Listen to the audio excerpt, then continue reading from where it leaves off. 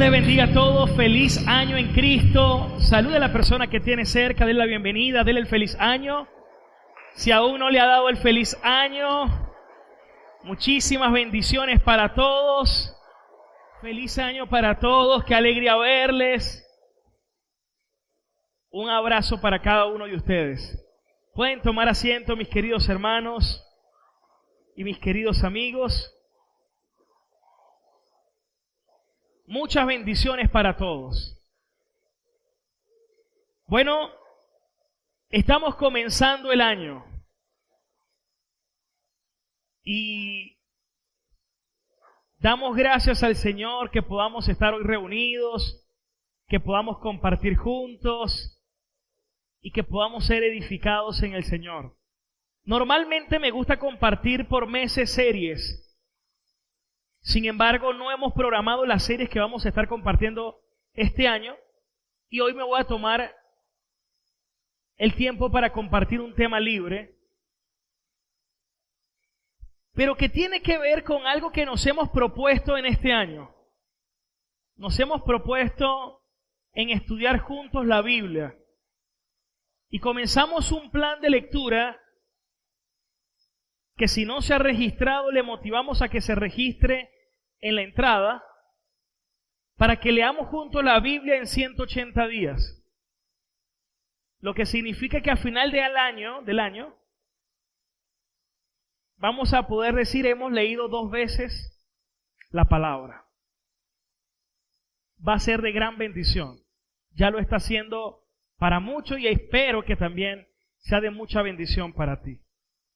Pero hay un punto que quiero compartir hoy, sobre todo porque hace poco terminamos una serie que se llamó Cambios Profundos, donde algo que aprendimos era que lo más importante no es lo que hacemos, sino con qué motivación hacemos lo que hacemos.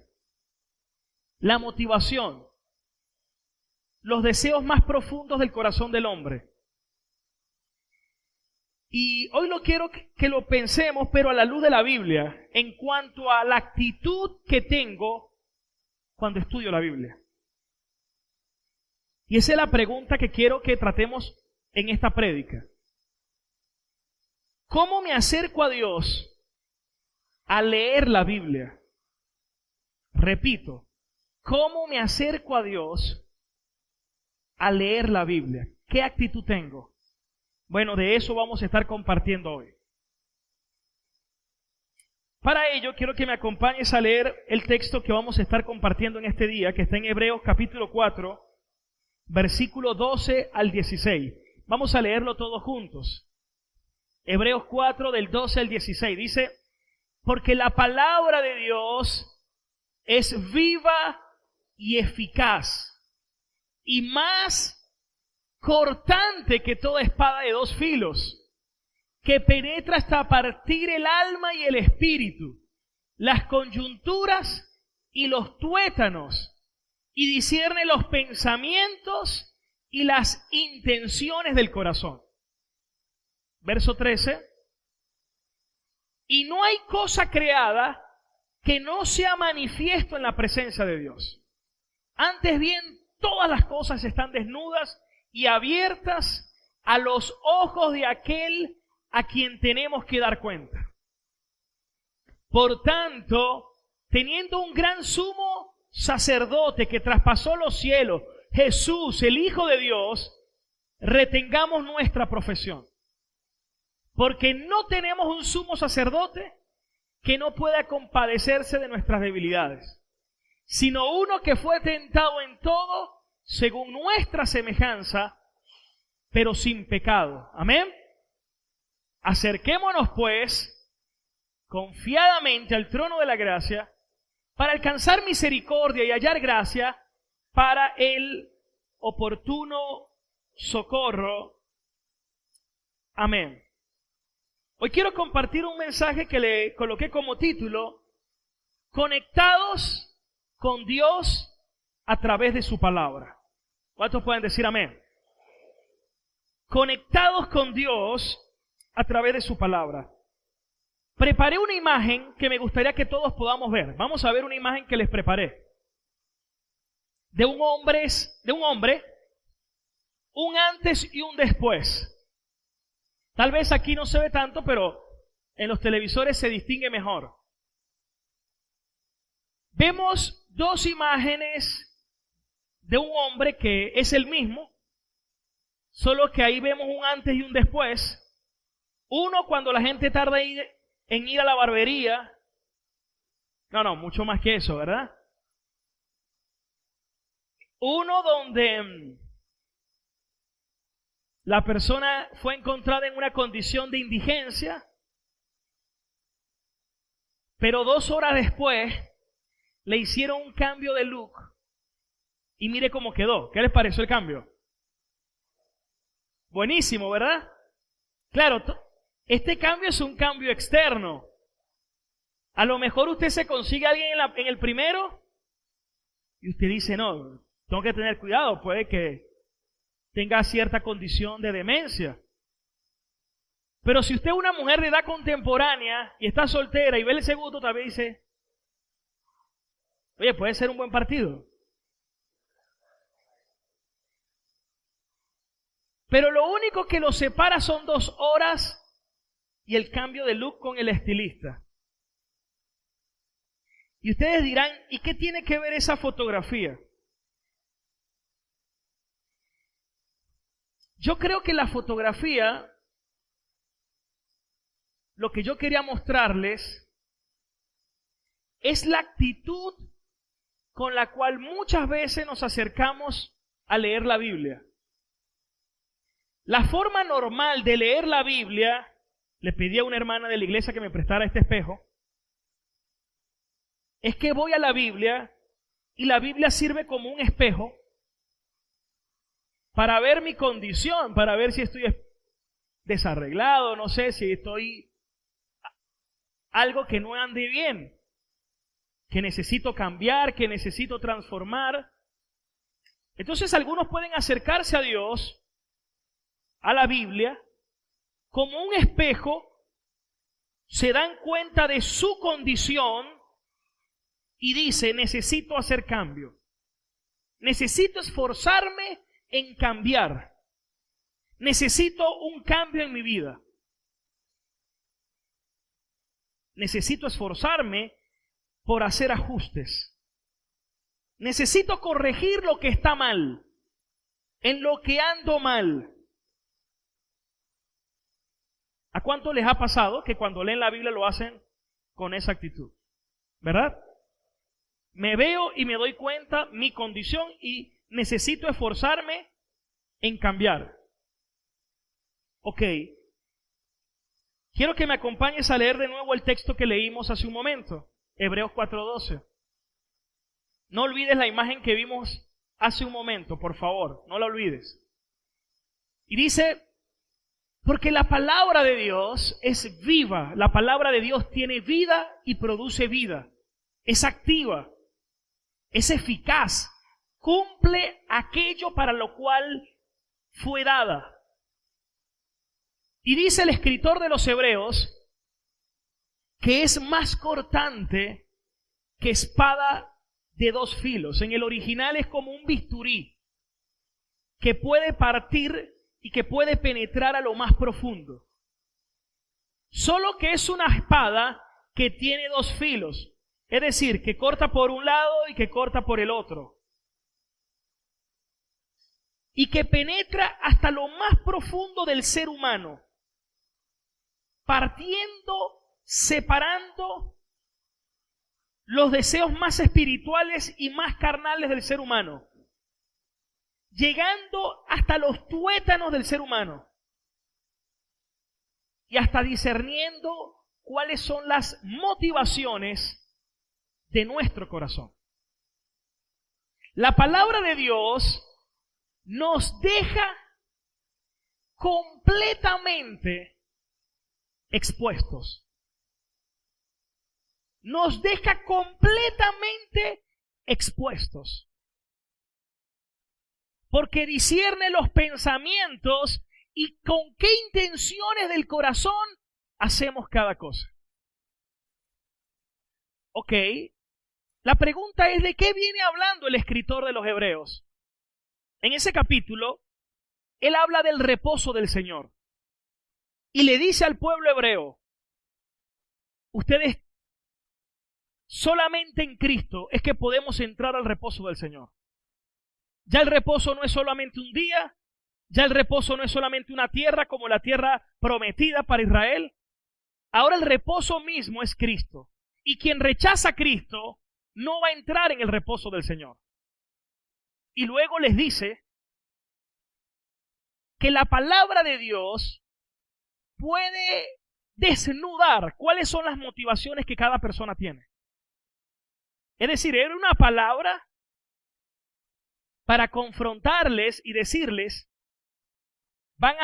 la palabra mismo les va a exponer con qué motivación ustedes hacen las cosas para Dios. Y luego les dice en ese mismo texto, o entraste al reposo de Cristo, que es Cristo, o estarás fuera de ese reposo, porque es una espada de dos filos. En el versículo 13 dice el escritor, y no hay nada creado que no sea manifestado en la presencia de Dios, porque antes bien todas las cosas están como, dígalo bien fuerte, desnudas y abiertas a los ojos de aquel a quien le vamos a dar cuentas. Es decir, ella nos va a exponer o representa la liberación del pueblo o el juicio del pueblo, o entran al reposo o rechazan el reposo. Ella va a discernir lo más profundo, porque la palabra diagnostica la condición de nuestro corazón. La palabra te va a diagnosticar qué es lo que tú tienes. La palabra te va a decir, estás enfermo aquí, estás enfermo aquí, estás enfermo aquí. John MacArthur dice, la palabra de Dios quita todos los disfraces y solo la persona real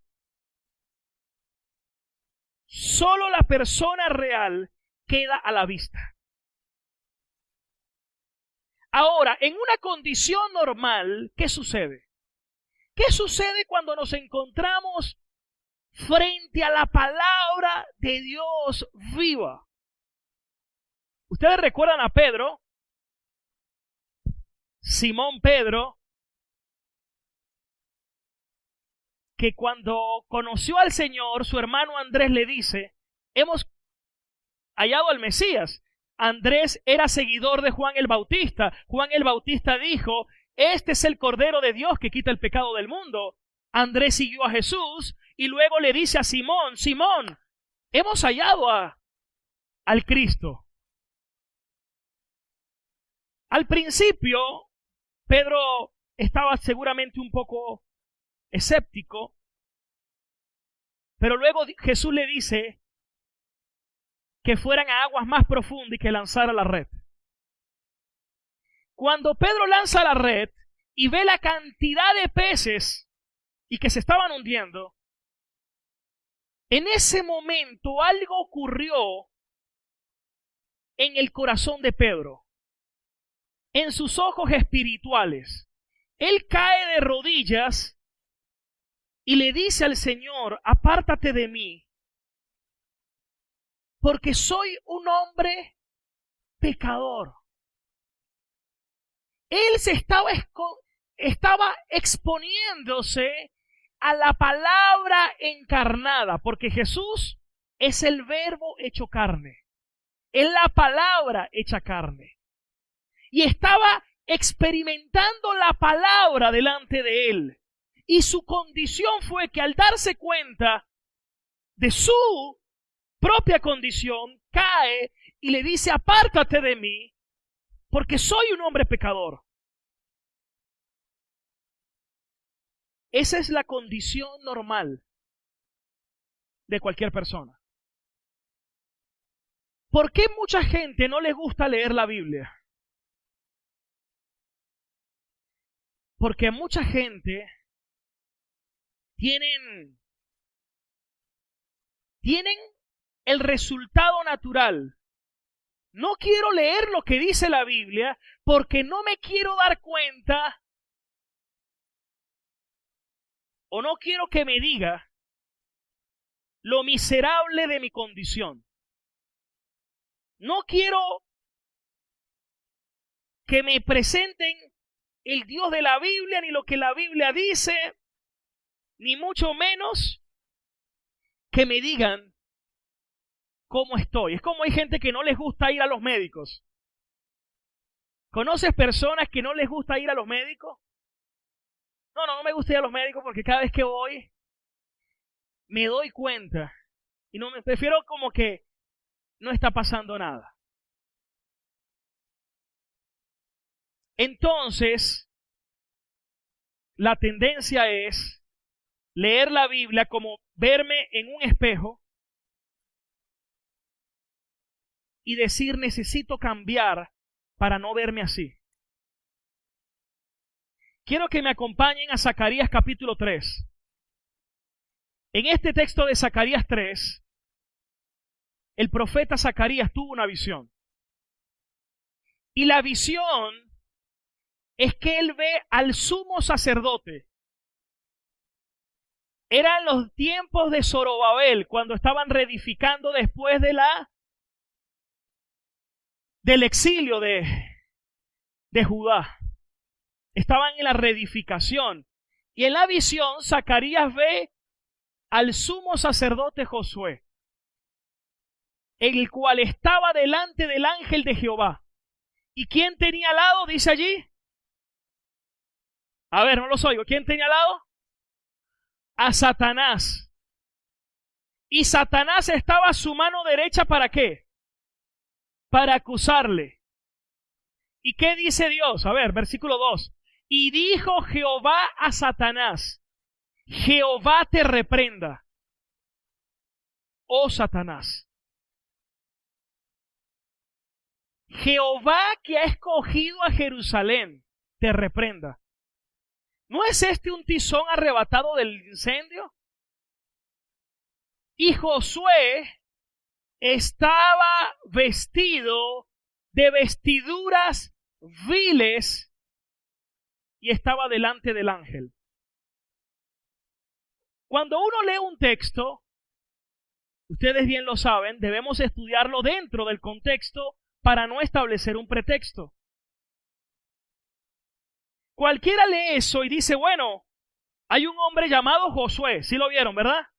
¿Y quién era Josué según ese texto? El sumo sacerdote. Y dice que tenía una vestidura. ¿Cómo eran las vestiduras? ¿Cómo eran las vestiduras? Viles. ¿Qué entiende usted cuando lee eso? ¿Cómo? No eran adecuadas. Sucias. Ok. Uno lo lee y comprende eso y ya. Pero el principio de la hermenéutica es que la interpretación es histórica gramatical. Y dentro de la interpretación histórica y gramatical, usted tiene que estudiar el contexto de lo que estaba pasando. Y en el contexto de lo que estaba pasando, el sumo sacerdote se preparaba cada año para estar en una ocasión en el lugar santísimo. Y lo que ocurría ese día iba a repercutir en todo el pueblo, en toda la nación. El sumo sacerdote se purificaba, duraba una semana apartado de todos. Era muy cuidadoso lo que comía, lo que hacía, lo que pensaba. El último día ni siquiera dormía para no contaminarse en lo absoluto. Se tenía que lavar varias veces. Había muchas piscinas para lavarse continuamente en el momento de los sacrificios, porque se iba a presentar delante de Dios y no podía ver en él ninguna suciedad, porque moría. Y no solamente eso, sino que eso traería como consecuencia el juicio para toda una nación. Todo el lugar santísimo quedaba impregnado de incienso. La gloria de Dios estaba allí. El sumo sacerdote entraba con un temor reverente. No sabía si volvía de nuevo, levantando el velo que dividía el lugar santo del Santísimo. Tenía una campanita en el pie por si dejaba de sonar y donde lo alaban por si moría. Toda una preparación minuciosa para ese momento.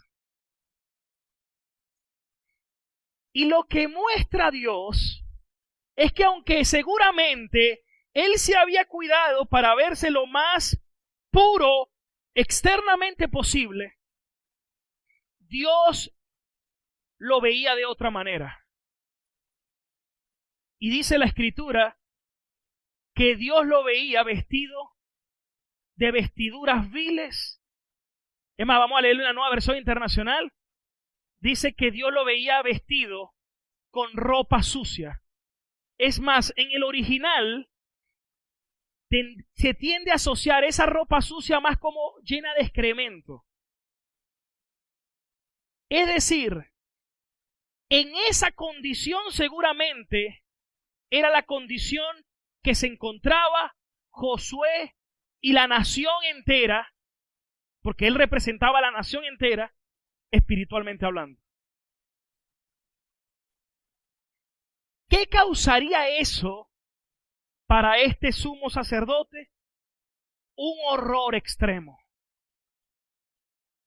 Un horror extremo. Y esto tiene que ver con algo que dice Isaías en el capítulo 64, verso 6. Quiero que lo lean conmigo. El profeta Isaías, estoy hablando de uno de los profetas que uno humanamente pudiera decir, uno de los santos más admirados de toda la Escritura y de toda la historia de la humanidad. Y el mismo profeta Isaías, mira cómo se refiere. Si bien todos nosotros somos como suciedad y todas nuestras justicias como trapo de inmundicia. ¿Qué era un trapo de inmundicia? Era el trapo que se colocaba la mujer cuando tenía el periodo, la menstruación, y luego quedaba así, un trapo de inmundicia, cosa que era algo muy contaminante para un judío. A lo mejor alguien escucha todo esto y se puede preguntar, ¿y qué significa eso? Bueno, Isaías está diciendo que nuestras justicias delante de Dios son como trapos de inmundicia. Si tú te acercas a la Biblia y te acercas como un espejo, sí, me doy cuenta que tengo mal, tengo que mejorar esto, tengo que cambiar aquello. La actitud que estás teniendo es una actitud de creerte que por tus propios cambios tú vas a poder agradar a Dios. Cuando la Biblia te está diciendo que cualquier intento tuyo que tú hagas no es mejor que ni la actitud de Josué de quererse ver impecable cuando seguía viéndolo Dios lleno de esa condición de excremento. Cualquier intento nuestro de querer impresionar a Dios, de querer hacer lo que esto sí me hace ser espiritual, va a terminar en un rotundo fracaso. Alguien puede acercarse a la Biblia y decir, ya me aprendí de memoria un libro de la Biblia. Déjame decirte que los fariseos se sabían el Pentateuco de memoria. Y no significa que por eso esté agradando necesariamente al Señor. Vuelvo al punto. ¿Con qué actitud me estoy acercando al Señor? Dale una palmadita que tengas a tu lado y dale la pregunta. ¿Con qué actitud te estás acercando al Señor?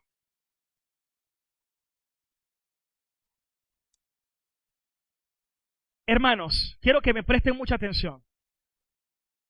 Tendemos a tener un corazón demasiado religioso, demasiado legalista. Cualquier intento nuestro de intentar, voy a cambiar, voy a mejorar,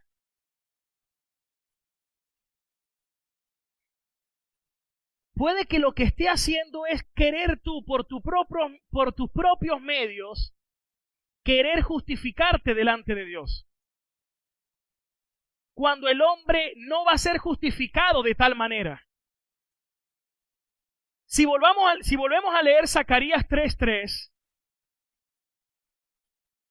miren lo que dice después el texto. Versículo 4. Y habló el ángel y mandó a los que estaban delante de él diciendo, quítenle esas vestiduras viles. Y a él le dijo, mira, que he quitado de ti tu pecado y te he hecho vestir de ropas de galas. Escuchen esto. Si Cristo no te quita tu ropa de inmundicia y Cristo te viste de ropas de gala, jamás podrás entrar a las bodas del Cordero. Porque nadie puede comprar tal nivel de ropa. Eso es un regalo completo y absoluto por la gracia de nuestro Señor Jesucristo mediante la fe y no por obras para que nadie se gloríe.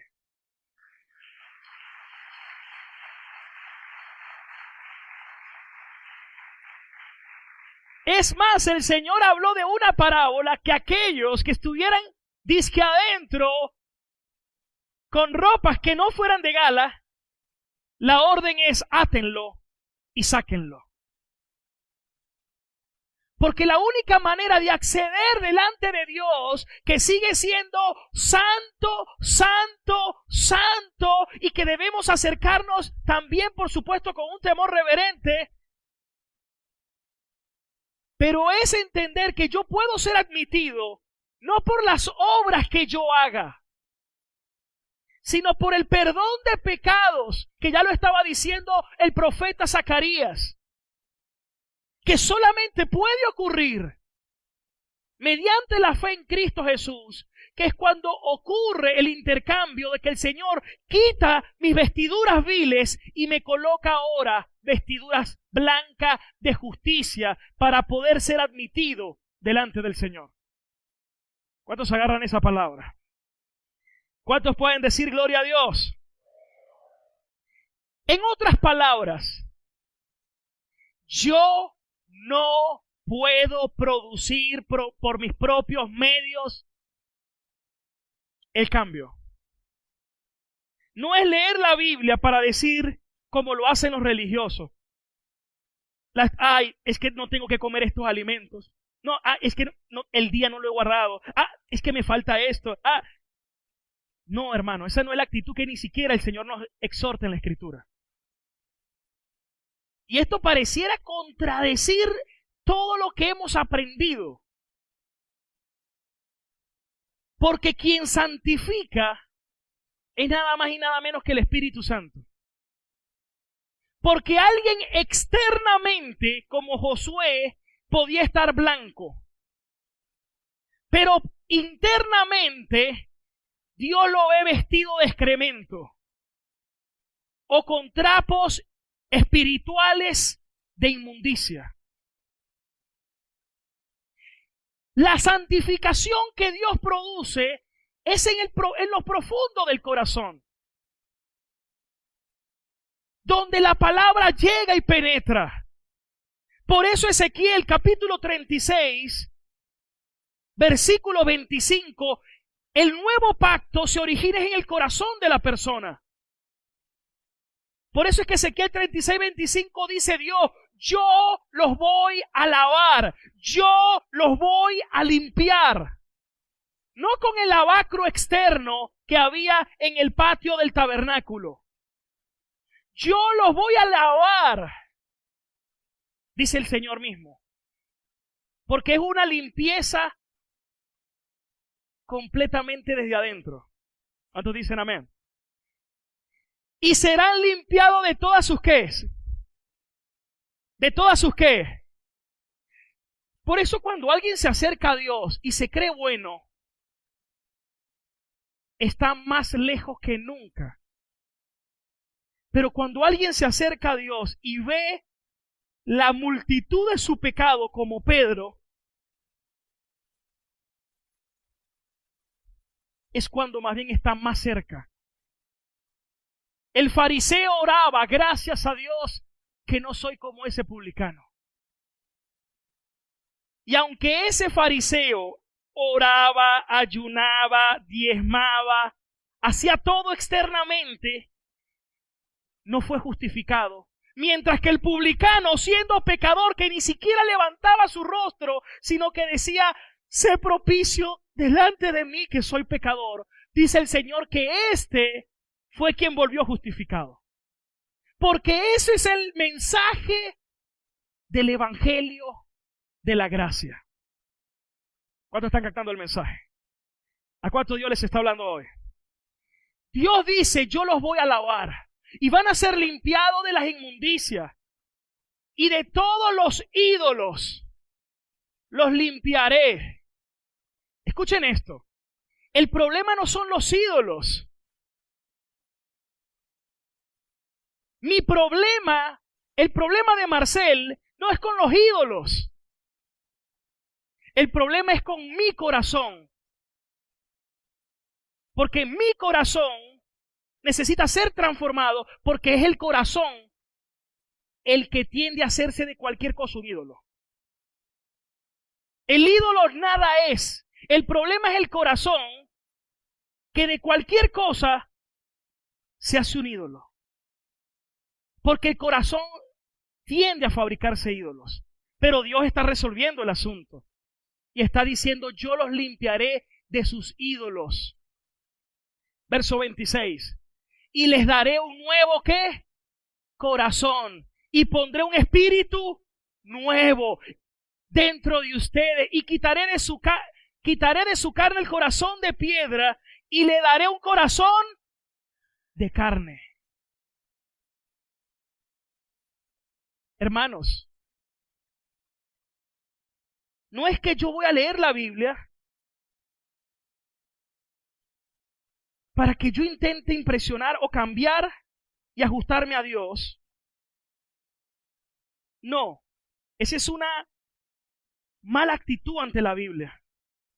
Porque el resultado que yo tengo cuando leo la Biblia es que mi pecado es grandísimo, pero al mismo tiempo me doy cuenta de cuán grande y mayor es mi Dios, quien me perdona, quien me ama, quien me salva y quien me transforma con su gracia.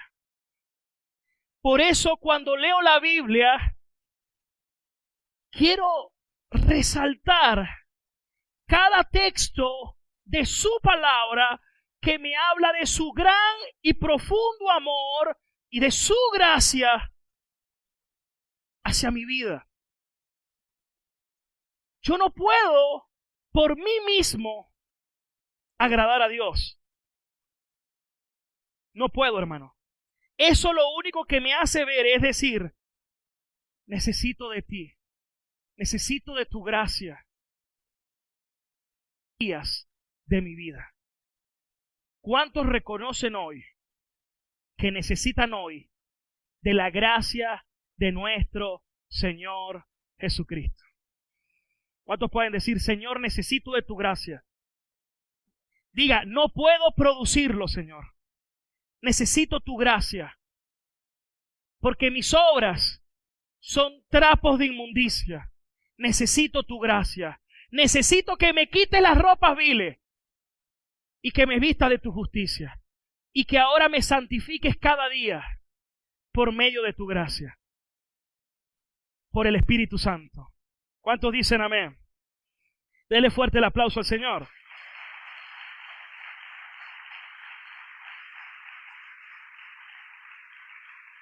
Ahora, ¿por qué nos cuesta?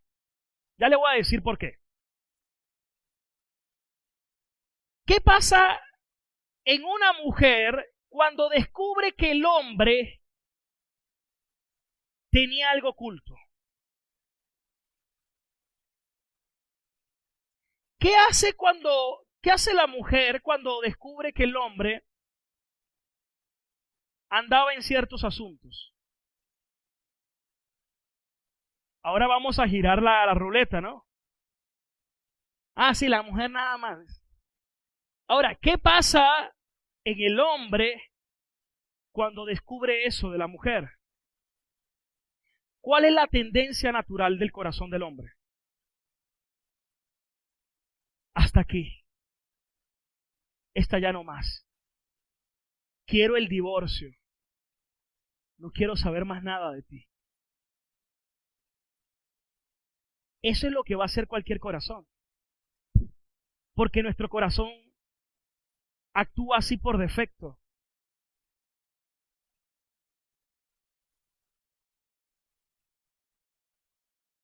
Y si yo te dijera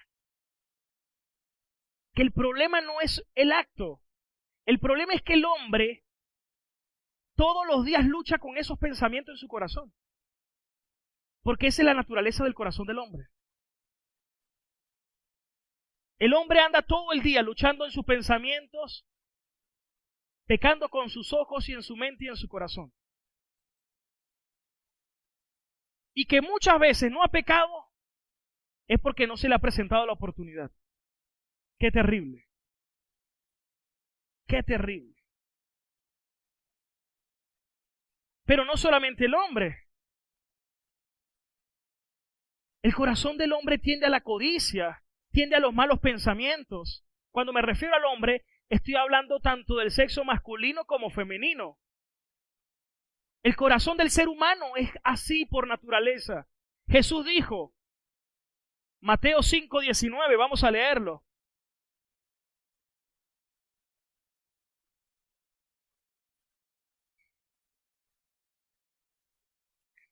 Perdón, creo que me equivoqué de texto, ya le voy a decir.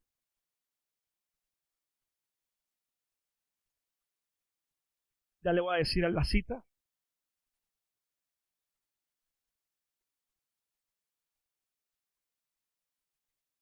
Mateo 15:19. Mire cómo dice. Porque de dónde, porque del corazón, ¿qué es lo que sale según la Escritura? Malos pensamientos, los homicidios. Y cuando yo le digo homicidio, yo hice la pregunta hace tiempo, ¿cuántos de los que están aquí han matado?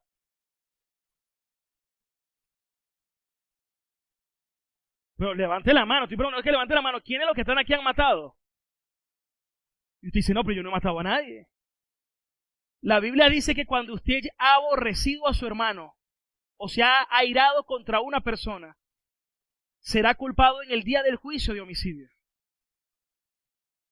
Cualquiera que haya adulterado con sus ojos o codiciado con los ojos y en la mente, dice la Escritura que ya usted adulteró también. Porque para Dios los pensamientos también son acciones. En otras palabras, no hay ninguno justo. Los adulterios, las fornicaciones, los hurtos, los falsos testimonios, todo eso es la ley de Dios. La Biblia dice no matarás y mi corazón tiende a eso. No adulterarás, mi corazón tiende a eso. No robes, mi corazón tiende a eso. No hagas falso testimonio, mi corazón tiende a eso. Y la Biblia dice que cualquiera que incumpla con un punto de la ley será culpado igual de toda la ley. Si tú te ves y ves la Biblia y dices, bueno, no soy tan malo como aquel que está allá. voy a seguir mejorando, estás teniendo una actitud incorrecta ante la palabra. Entonces tiene que surgir la pregunta, ¿y entonces cómo debo acercarme a la palabra? ¿Cuál debería ser mi actitud? Es más, le voy a decir esto. ¿Cuántas veces usted ha conocido a alguien que dice, es más, cuando peca, ¿qué tiende a hacer la gente en las iglesias cuando tienden a hacer un pecado más visible que otro? Se alejan de la iglesia. ¿Y saben por qué se alejan de la iglesia? Porque son demasiados legalistas y religiosos. Porque si tú te alejas, estás diciendo que es cuando tú crees que estás haciendo mejor las cosas que te vas a acercar. Como que si tú por tus propios medios o méritos pudieras hacerlo. Hermanos, todos los días me doy cuenta de mi pecado y eso hace que todos los días quiera acercarme más a Dios porque necesito más de la gracia del Señor, que es la que me puede transformar. ¿Cuántos dicen aleluya? Volvamos a Hebreos y se lo voy a demostrar. Porque mira lo que dice el autor, el escritor de los Hebreos. Hebreos 4:13 nos quedamos. Dice que la palabra de Dios es espada que desnuda lo que hay en el corazón, las intenciones, la motivación. Y ya le dije qué es lo que sale del corazón. Hurto, homicidio, blasfemia, adulterio, falsos testimonios. Y luego dice, y no hay nada que no quede desnudo y abierto ante los ojos de aquel a quien le vamos a dar cuenta. Pero ¿qué dice luego?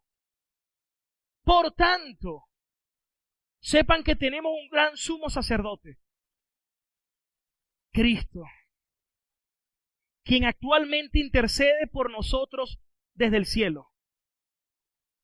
Y que este sumo sacerdote tiene una característica para que retengamos la profesión de fe que hemos hecho. Verso 15. ¿Cuál es la característica de mi sumo sacerdote? Un sumo sacerdote que se compadece. Porque no tenemos un sumo sacerdote que no pueda compadecerse de nuestras debilidades. Es decir, Cristo como sumo sacerdote se compadece de nosotros. ¿Por qué puede tener ese nivel de empatía? Porque en todo fue tentado, igual a nosotros, en nuestra misma semejanza, pero sin pecado. Y por esa razón, versículo 16, aquí viene lo más paradójico de todo. Tu corazón va a ser desnudado. Dios va a ver tu inmundicia, tu excremento. Pero dice, en vez de alejarte, dice, acerquémonos. Y dice confiadamente, al trono de la gracia. Y dice para alcanzar ¿qué? Misericordia y hallar gracia para el oportuno socorro. Una vez un familiar me dijo, Marcel, me cuesta leer la Biblia porque cada vez que leo la Biblia me doy cuenta de que no sirvo. Déjame decirte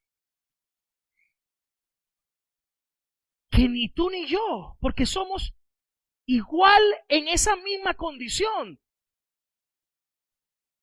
La grandeza de esto no es nuestra bondad. La grandeza de esto es la gracia de Dios inmerecida. Pero a nuestro corazón legalista le cuesta comprender esto.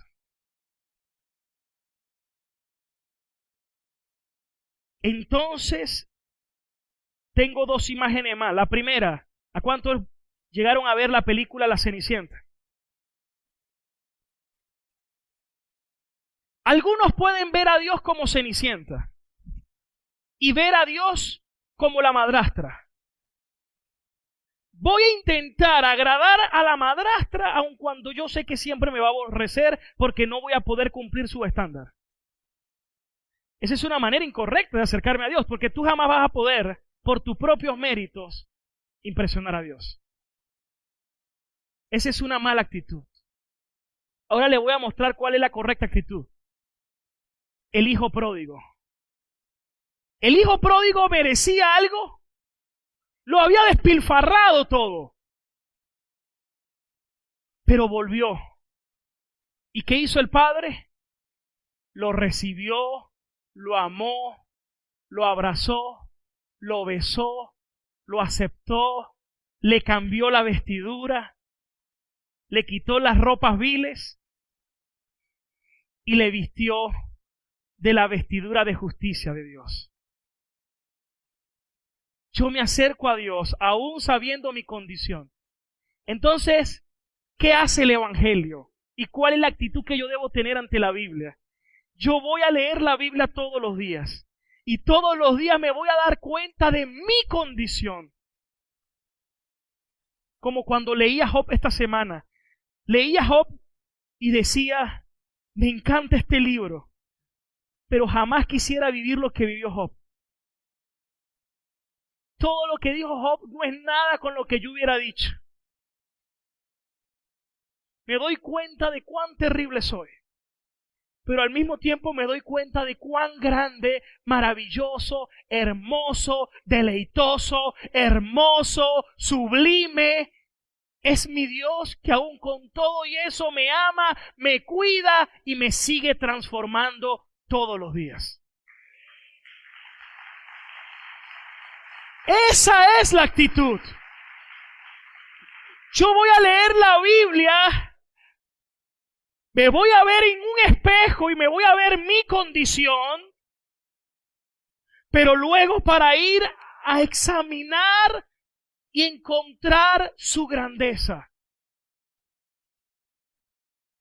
Y es en esa admiración, porque yo le voy a decir algo, ¿sabe por qué estoy aquí?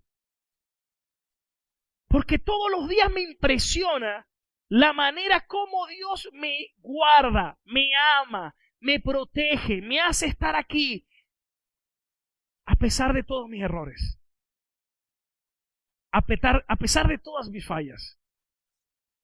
Y eso produce un amor en mí hacia Dios de admiración. Produce en mí un amor hacia Dios que me cautiva.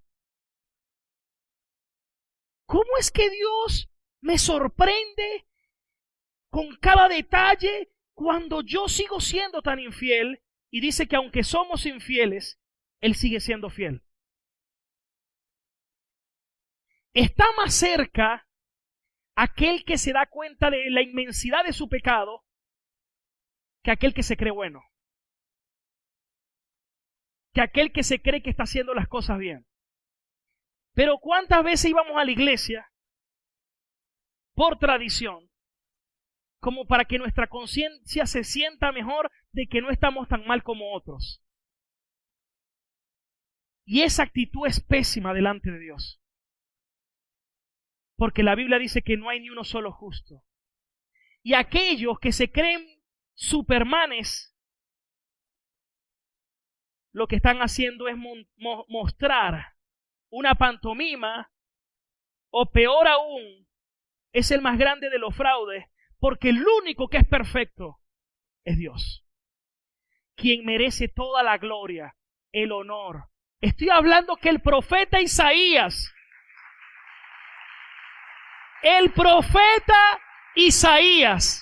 quien vio a Dios, dijo, somos inmundos. Estoy hablando que el mismo apóstol Pablo dijo, miserable de mí, ¿quién me librará de este cuerpo de muerte? Pero doy gracias a Dios por el espíritu de libertad que me ha salvado. En conclusión, vas a ir a la Biblia y vas a ver tu condición, lo enfermo que estás, Pero vas a admirar la grandeza de Dios allí mismo salvándote. Y cómo ese amor y esa gracia te va a transformar una y otra vez, cambiando los deseos profundos de tu alma.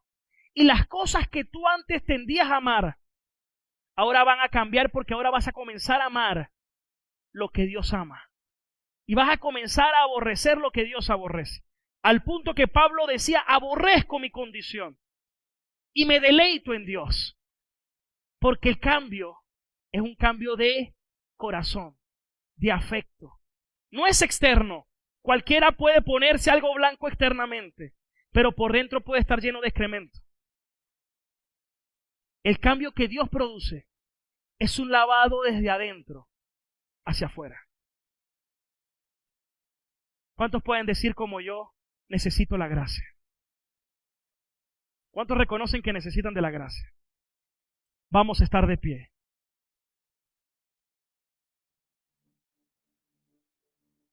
¿A cuánto Dios les ha hablado en este día, hermanos?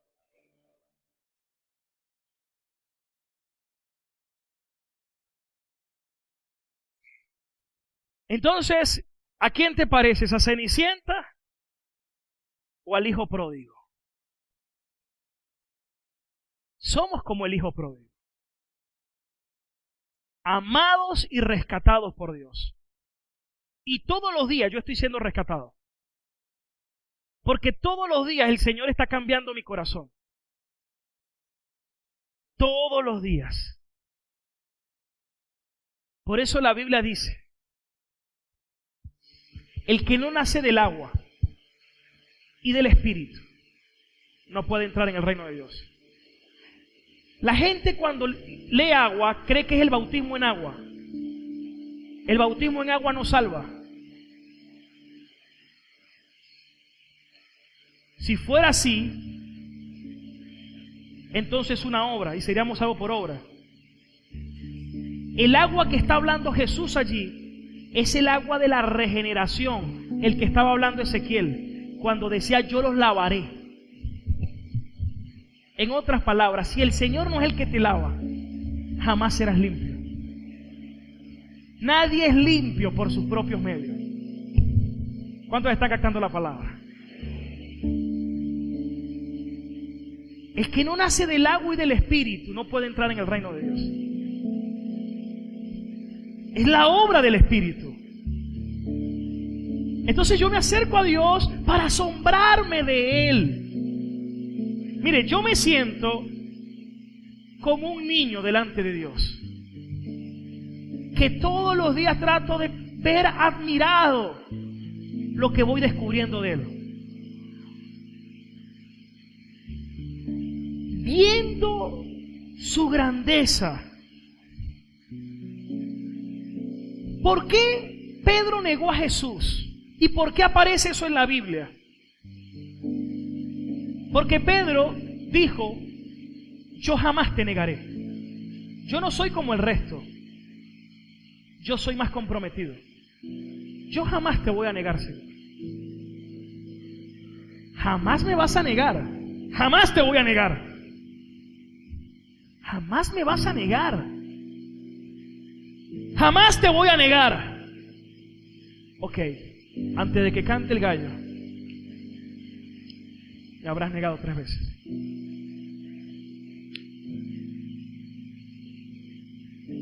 Él se creía autosuficiente. Se creía el mejor. Él no se veía ya en ese momento tan roto como al principio, ya se veía más calificado. Ok. Pedro, Satanás ha pedido para zarandearte. Y está bien. He rogado por ti para que tu fe no te falte. Si no es por la oración y el ruego de Cristo, no tuviera la fe. Él dijo, yo rogué por ti para que tu fe no te falte. Gloria a Dios por el sumo sacerdote que intercede por mí. Y su oración es efectiva. La oración de Cristo no falla. Por eso es que en Juan 17, ¿por quién oró Cristo? Solo por los escogidos, no oró por el mundo, solo por los escogidos. Por los discípulos y los que habían de creer.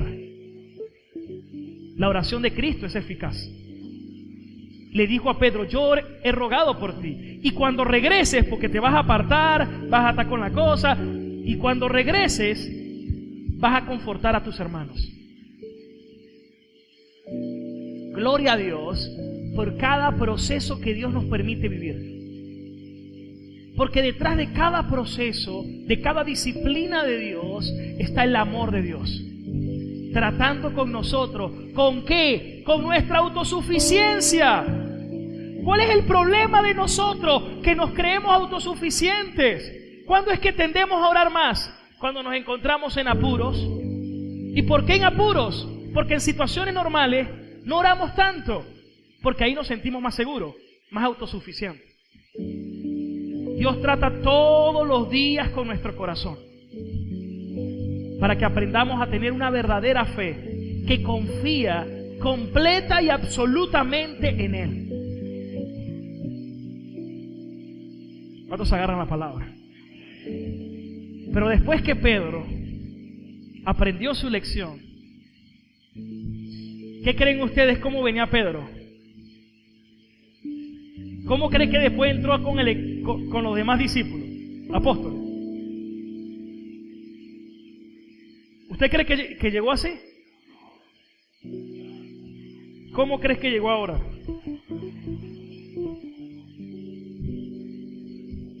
Con la misma actitud que todos nosotros debemos tener. Con una actitud de cero jactancia. A propósito, ¿has sido disciplinado por Cristo? Necesitamos esos procesos de amor de Dios por nosotros. ¿Cuántos reconocen eso? Vamos a alabar al Señor juntos, hermanos. Señor, te damos gracias en esta mañana. Gracias por tus misericordias. Gracias por tu fidelidad. Gracias por tu bondad, Señor. Ya no necesito intentar impresionarte. Sé que me amas y sé que me has hecho acepto en ti, amado. Y sé que tu gracia me transforma porque estoy aquí. Y tú no estás aquí por casualidad. Esto es providencial.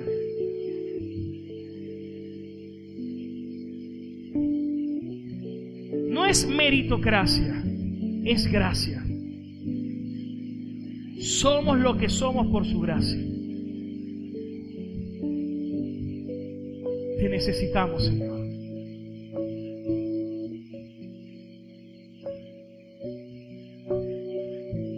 Te necesitamos. No puedo por mí mismo. Te necesito. Vamos, díselo. Te necesito. Te necesito.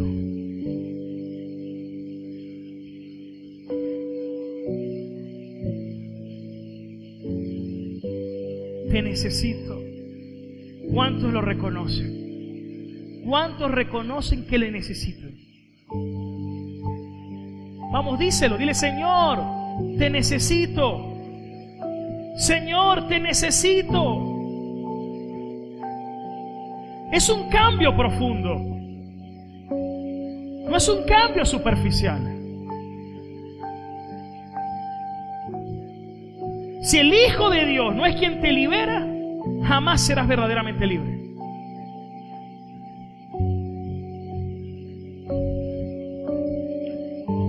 Y muchos tendemos a buscar un solo toque de Dios. Alguien que ore por mí, alguien que me dé un consejo, alguien que me resuelva el problema ahora, alguien que haga una oración liberadora, alguien que haga algo. Hermano, no, así no funciona esto. Si el Hijo de Dios no te libera, jamás serás libre. El que libera es Cristo verdaderamente. Es Cristo. Deja de buscar toques. Necesitas conocer a Dios en los procesos.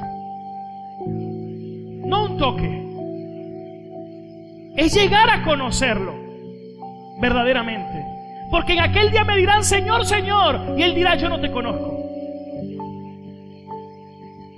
En tu nombre sané, en tu nombre hice esto, en tu nombre hice aquello. No te conozco. Es con llegar a conocer verdaderamente al Señor. Vamos a cantar y alabar al Señor, vamos. Te alabamos, Señor.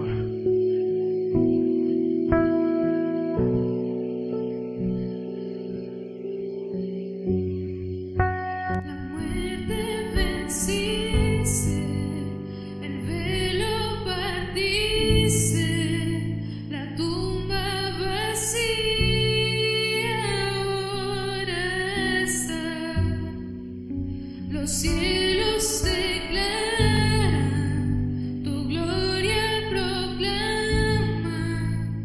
resucitaste en majestad, inigualable, incomparable, hoy por siempre. Iglesia, alábale. Tuyo es el Rey. Vamos a exaltarle. Tuyo es la Cristo. gloria. Solo tú eres digno. Tuyo el poder. Solo tú, Señor. Y autoridad. Santo, santo, santo eres. La muerte venciste, el velo partiste, la tumba vacía.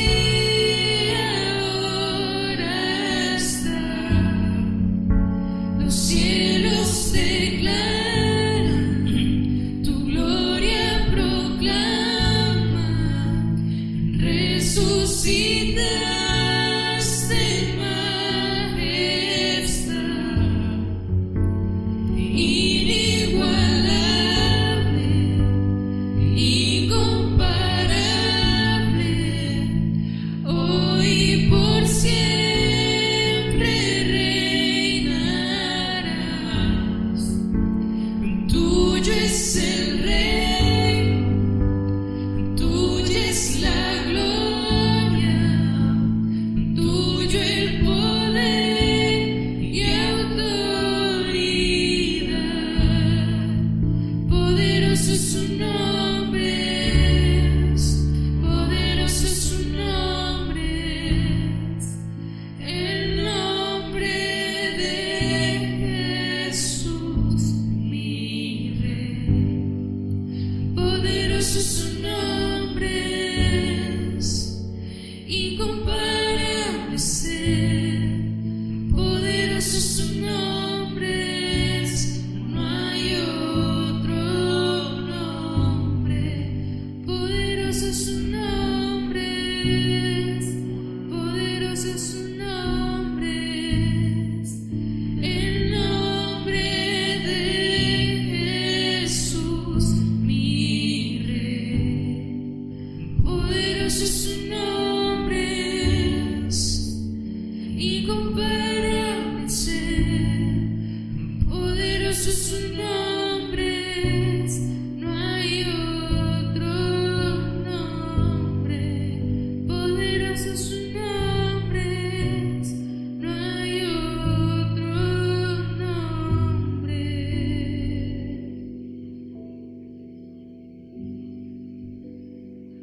Ahí donde estás, coloca la mano en tu corazón. Puedes orar conmigo. Amado Señor, gracias por esta palabra. Hoy me has hablado y he sido confrontado por mi actitud legalista y religiosa. Señor, que cada vez que lea la palabra pueda haber dos cosas: mi condición y tu grandeza hacia mí, reflejada por tu gracia y tu amor eterno. Gracias porque me has amado, porque me has rescatado, porque me has salvado. Y quiero vivir agradeciendo todos los días, enamorado todos los días, admirado todos los días de tu sublime gracia y de tu grandioso amor. Gracias, Señor, en Cristo Jesús. Amén y amén. Gloria a Dios. Aleluya.